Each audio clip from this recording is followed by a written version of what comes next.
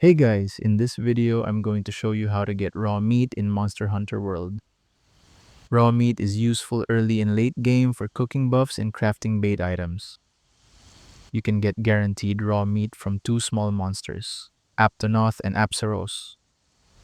Aptonoth and Apsaros both have a 100% obtain rate. You can find them easily in the starting area of the Ancient Forest and Wildspire Waste. Simply hunt either monster and carve them to get raw meat every time.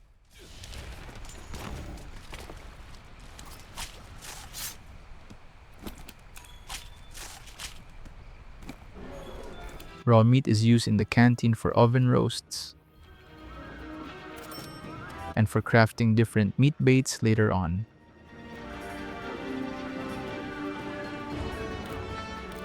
And that's how to get raw meat in Monster Hunter World. Thank you so much for watching.